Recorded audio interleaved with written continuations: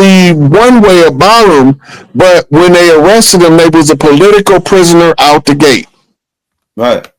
Right? Like Larry Hoover was never in there for actually committing a murder. They never said he killed nobody, ever. Right. But you had people running around saying Larry Hoover is a murderer. Right. He never killed nobody. Now, the next part of it is this. They never said he told nobody to kill nobody. Right? Mm-hmm. They said that because of who he was and his ability to influence, he don't have to tell the person to do it, that the person will follow that influence and do it on their own. That's what Larry Hoover was originally went to prison for. Mm-hmm. For being a figure that was so potent in our community that if somebody said they was going to do something to him, they got dealt with on the spot, whether Larry knew about it or not. Right. So therefore, if somebody did something that they can say he knew Larry Hoover, they could use that to railroad him into their system as a POW, as a political prisoner. We got to always remember warrant is a compound word consisting of two words, war and rant. They never issue a warrant on the group. Right. There's always one name on the warrant. On your paperwork when you go to court, it's never John Smith versus you.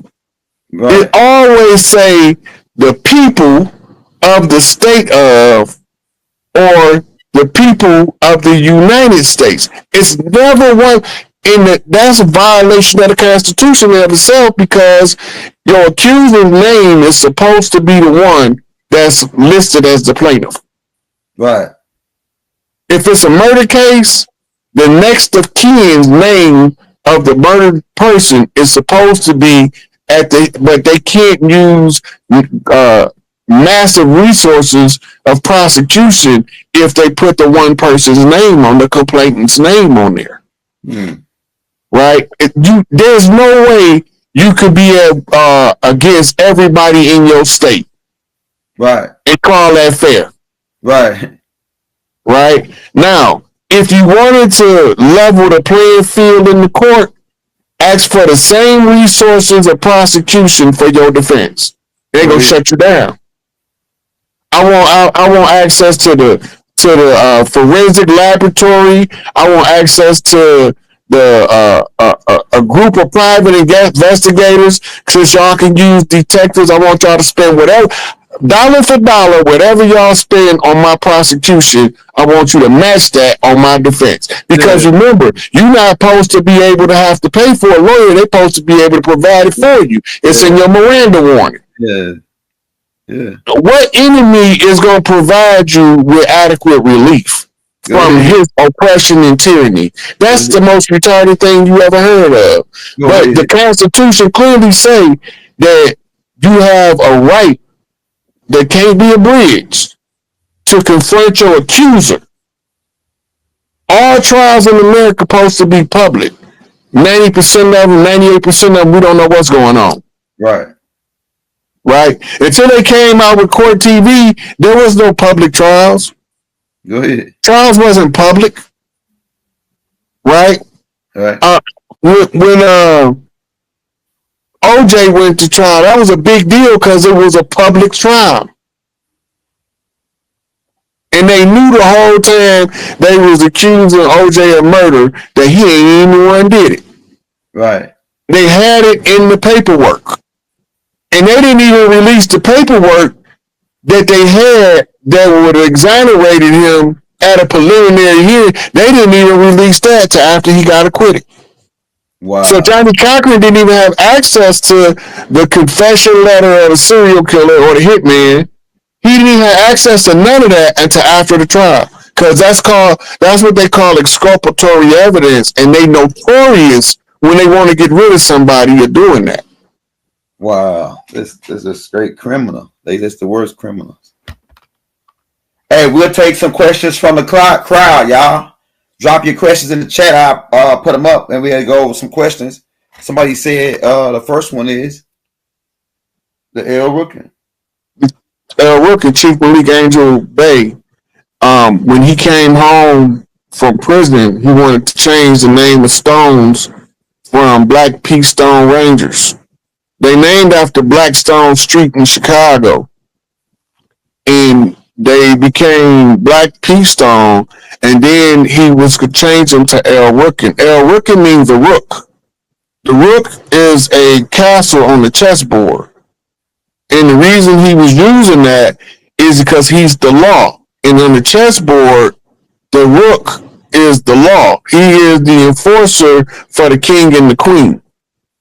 Right? Then you have the bishop and the knight. Right? The knight leads the cavalry, the horseback riders. That's why it's the head of the horse on the chessboard. The bishop leads the priesthood. Right? So even if you look at it, Jeff sent T. Rogers to California to aid and assist the Red House. This is not publicly stated in that fashion, but it's based on the moves of the youth of the day and what we was trying to do to help each other. If you know who T. Rogers is, and you know he was originally Black Pete Stone Ranger, then you know that that's why they called him Bishop. His name is Bishop T. Rogers. Right. So, the bishop and the rook working together, he was going on a ministerial role. That means he didn't go to California to take over. He didn't go to California to dictate orders. He came in an advisory capacity as a minister to a family in crisis. Right? And so the El Rookins was Jeff Ford's cold flip to the world, that he was supposed to be the one right now putting his foot in people's ass with Stone. That's why they say Stone run it. That's what they talking about.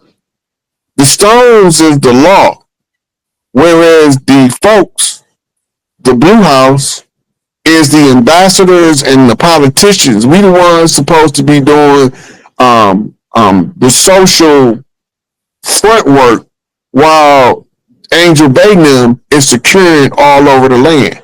But since the government interfered, it has disrupted our patterns and our purpose, but it didn't stop that. Right. We adjusted. Right. And we overcome. Indeed. Yeah, also somebody said El Rookin is the cornerstone. The cornerstone is the rook. The rook is the cornerstone of the board. So it's the same exact meaning. That's another name for El Rookin, yep, the cornerstone. Yeah. Somebody said, how do we get good seeds to plant for farming? You got to know somebody that's a farmer that tell you where to get the non-GMO seeds from. I don't have the exact information about where to get the seeds from, but I know a lot of people that don't mess with that GMO stuff, and they keep their own seed supply. Somebody said, what's happening? Wait. They didn't went after the minister before. They poisoned him several times. Right. Most of us don't know this. We think Farrakhan just has enjoyed his role as the leader of the Nation of Islam since he reconstituted it, right?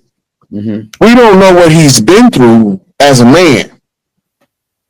Most of us don't know about him flying around on his World Friendship Tour with hot radioactive cancer-fighting agents in his stomach. We don't know about that. Because the minister not looking for sympathy, he's looking to be effective. Mm-hmm. Right? So they can come at him if they want to. They didn't try it before. They'll try it, and they didn't subpoena him in the court, no trumped up charges, and he sent his legal team down there and they shut him down.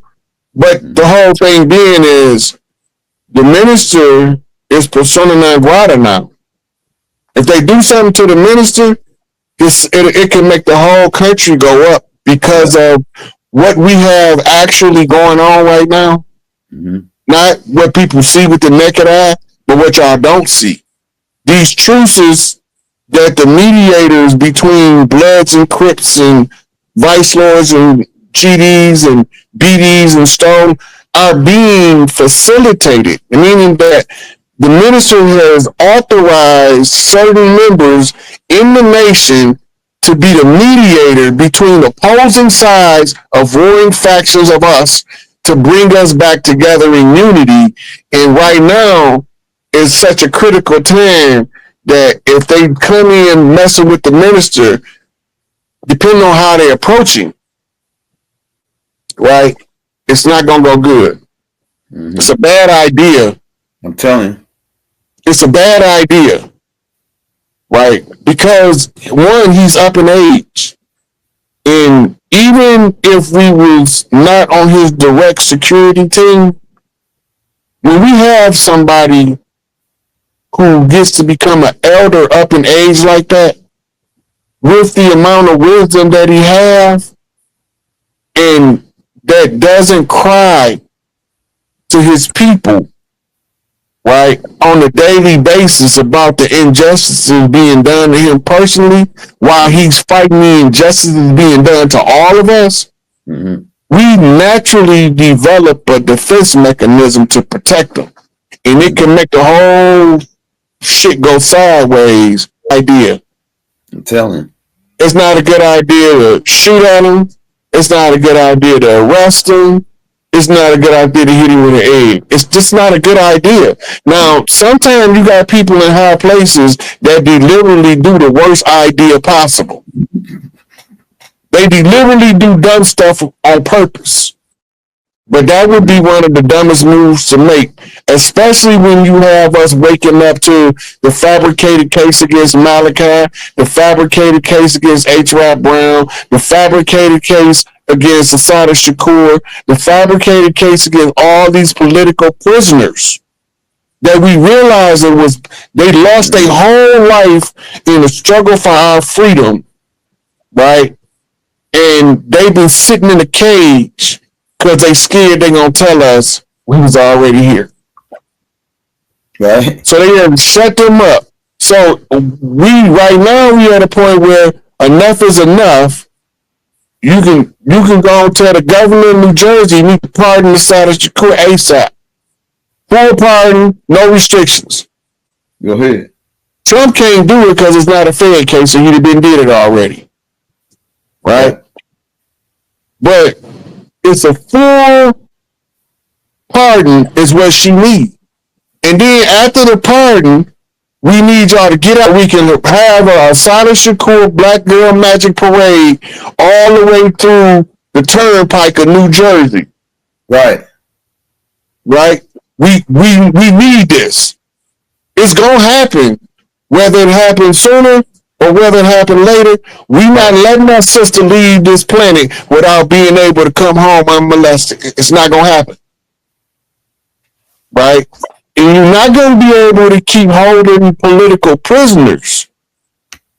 Right? And we got alliances with people that the government created crimes and told us they was the criminals, like El Chapo.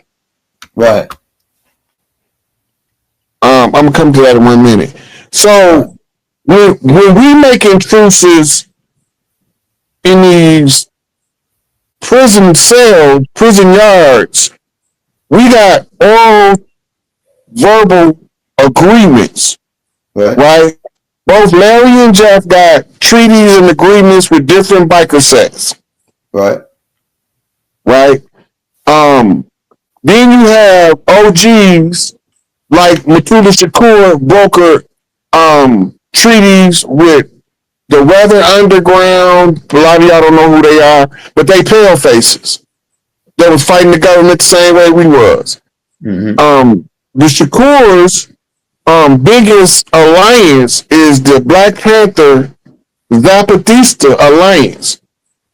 Most of us don't know what the hell we're talking about right now. Right? But when you look up the Zapatista, named after Emilio Zapata, and you look up the Panthers, you're going to find that their roles converge with a treaty. And Tupac was the prince of the Panthers.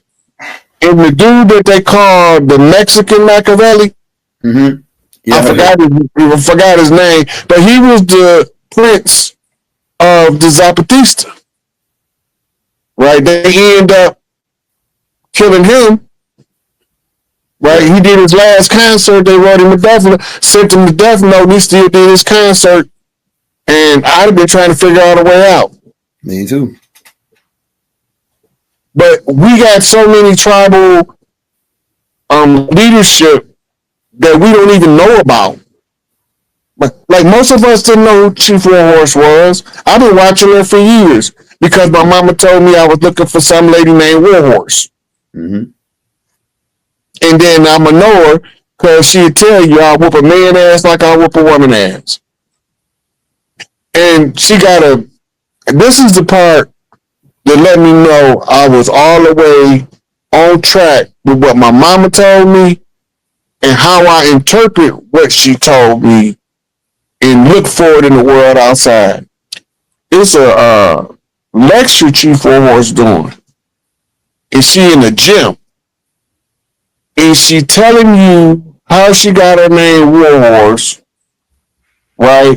And who named her Chief Warhorse. And when she go into the story, she quoted my mama word for word, and they never met in this lifetime, person to person. It's no way. Blew my mind. Right? Just what my mama told me came out that lady's mouth. That's how I know who I'm fighting with. You know. So we gotta be aware that even though it looked like we losing, we been won this shit. As Tupac would have said, this is chess, not checkers. We would have been hollering checkmate 3 years ago if we wasn't trying to get the imposters out. Right. Which is what? 33 years ago now? 22. 96. Yeah, 26 years ago. So it'd be, 4, 6, 26, 20. Nah, 29. You know. 29, ain't it? Like 29. Yeah. But anyway, if we don't figure out the part that they look like us, but they ain't us. Right. Right. Shame on us. Trying to run the game on us. And look, ODB was so potent that the rest of the Wu-Tang was scared of what's going to come out of his mouth next. But ODB played the Crazy Horse character so well. The only person as good as him that I've seen is 607 Up. 607 Up can ride that Warhorse energy. That Crazy Horse energy, and tell you the whole rundown, everything you need to know. Keep thinking he crazy if you want to. I can see it. And I never met him personally. I just listen to what he's saying, and I'm reading the energy, and I'm like, oh yeah, I know what he's talking about. I know what he on. Yeah. So, wait. I'll let the juice finish. Diamond Life say, ask Rod about the jinn. So, in Islamic tradition, the jinn is supposed to be made of a smokeless, gasless fire, and that they can be used in sorcery as agents of conjure, and they supposed to be your Islamic equivalent to the devil, demons. Yeah. Okay. Now, that being said, that's all a bunch of crock of BS. All jinn is namesake. That's it. It's a namesake of a person that has a right to a certain bloodline's wealth. And this is why if you go and read all of the stories that they tell about them, the genie in the bottle and all that, they all come bringing wealth. They tell you that if something bad happened, blame it on the jinn. Jinn just getting a dirty name for no reason. Leave Jen out of it. Jen is innocent. Jen don't got nothing to do. Jen is so busy taking care of wealth that Jen don't got time to worry about your poverty. But if you make friends with Jen, then your wealth gonna come sooner or later. This is all part of the Catholic Church's doing. Most of us believe that Islam is some organically derived, spontaneous prophecy given to Muhammad. But the whole Muhammad story is some made up bullshit. The only thing they got right is the bloodlines involved. The Abu Bakr bloodline, the Muhammad Ahmed Alamin bloodline, and the people around them. And the story played out over and over again throughout the years. Like, I ask you a question about that gene, the genes. Mm-hmm. I heard you say. I heard you gave a description on what the Quran and what they say. It's like a gas, right?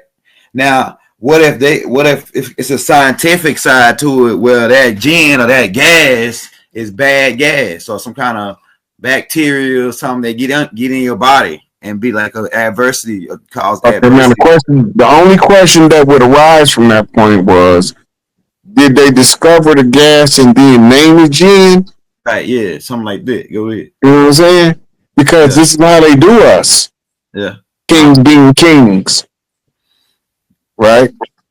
But the naming stuff after the fact, and the lapse of time between when they renamed it and when you first discover it can be significant enough to confuse how you perceive it now. Yeah, that's right. I can see that. Right. Like, for instance, I had a book, dictionary of slang that was written in the 70s. Right? It's out of print now. But it's packed down in some of my books if it ain't get destroyed with some that got water damage. But in this book, square pants was a slang term for homosexual. Mm-hmm. Nobody don't know that. So they don't know but SpongeBob gay. So when I've been telling that SpongeBob is gay all the time, they look at me like I'm crazy. Like, where you get that from? Yeah. His name's SquarePants. And then they laugh and be like, what that mean? They don't even know it mean gay. So they telling me, because I'm privy to this information, and they not, that I don't know what I'm talking about. You see what I'm saying? Mm-hmm. So it's a whole lot of stuff that was in that book that the way we use it now is not how it was being used in prior to, even the word gang. The word gang mean tribe. Right. We didn't know it was a glorified term for a ragtag band of youth that reconstituted a tribe. Right? Mm-hmm. When we was watching the Bowery Boys. The Little Rascals used to be called Our Gang. We forgot about that. Right? They was making movies in the 50s glorifying gang culture. You gotta remember, one of the biggest actors in 1950s gang style movies was a guy named Mickey Rooney. Mickey Rooney. Right? He played in the Bowery Boys. Right? So our historical understanding of some of the words they tell us in the rebranding of the word in order to demonize it, like the word conspiracy. Right. All conspiracy really mean is two or more people made an agreement to do something and one of them tried to get it done. That's all it means. It's 5 elements to conspiracy, but when you put it all into a sentence, that's what it means. 2 people came together and made a plan and tried to one of them tried to follow through with the plan. Mm-hmm. Right? Now, a conspiracy theorist is, I don't know this to be true, but I believe those people were working together in a conspiracy, a plan to accomplish something nefarious in relation to us, and we ought to watch them, I become a conspiracy theorist for exposing the conspirators and their conspiracy. And then they made it sound like the word conspiracy theory mean a mentally unstable crackpot, like they did Manson. They treated Manson just yourself. Why? He the first whistleblower on record. This is the reason they wanted to shut him up. He started telling about MK Ultra. You know, and then all of them other people, the government set them up. It is what it is. Somebody asked Atlan, what's your perspective on Atlan's Atlas? Do it say Atlas? Got my dang glass. Atlas is another name for map. And there's also the Greek god Atlas, who's supposed to be holding the world on his shoulder. I don't really know what he's asking, so I don't really know how to answer the question. What is Atlas?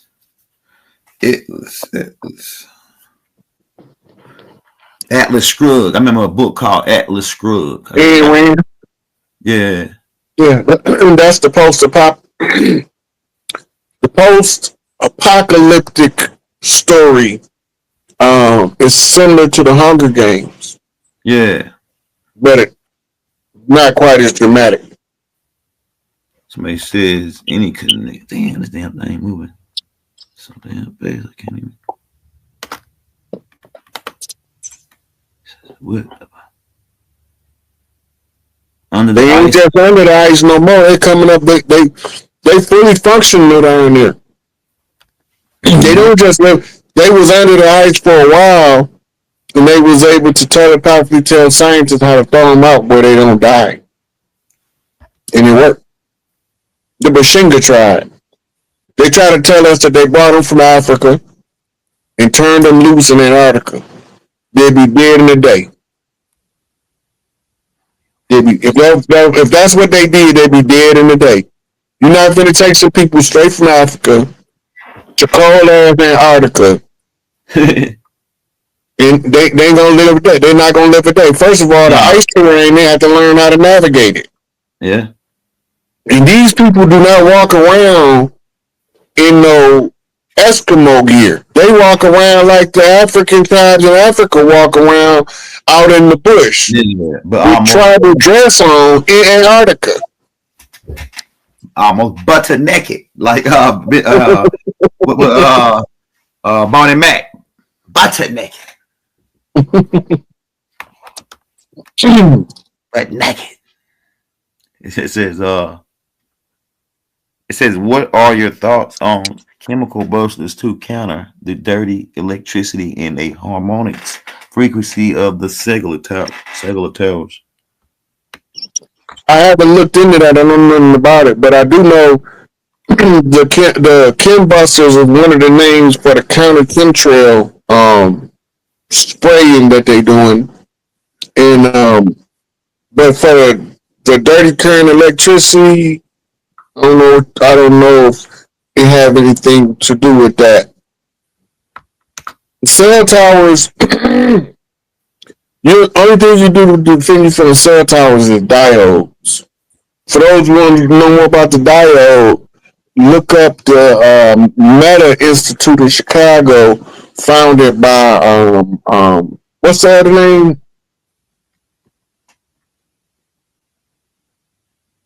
You remember Rick? Say it again. The Institute of what? The Meta Institute. It was founded by Dr. Deborah Blair. Yeah, that's right. Yeah. Dr. Deborah Blair. But they was the first ones making diodes to neutralize the radioactive output of microwaves and telephones and stuff like that. They the originators of the technology, just so y'all know. So they thinking that the diodes for cleaning up those dirty currents came from somebody else. Somebody else made them, but Dr. Deborah Blair was the first one to put the diodes out in the public market for us to be able to neutralize those currents. The cell phones, the radio towers, microwave ovens, stuff like that. All of those are dirty frequencies that's being used for the purposes that they're using them for. But they don't have to do that. They know how to clean it up. They just leave it dirty because they know the negative side effect, and they want to apply the negative side effect as well as the function of the device. Women, I guess it's feminine versus masculine. So the 5-point star is called a pentagram. And it was originally the symbol of the woman, unless it's upside down. We go to the upside down another time. But the regular 5-point star is the symbol of the woman, also referred to as the star of Venus, for a reason. Venus is another name for Mother Mary, right? Okay. And another name for Lucifer, bright morning star, is Venus. Venus is the star that comes over the horizon right before the sun. And it sets right before the sun. And now, on the heels of Venus is Mercury. Right? So, I'm not going to go into that right now because he asked this from the 5-point star and 6-point star. Now, the 6-point star, also called a hexagram, the 6-point star originally was the symbol for man. Right? And that the 5 and the 6 became different things to different cultures over time. In European culture, the 6-point star became the star Jupiter, which was originally an 8-point star. And the hexagram became the symbol for usage in certain European occult doctrines. Whereas, on the other hand, the 5-point star, the star of Venus, represented the divine feminine. Over here, we would call the pentagon, and the pentagon is the war machine. So you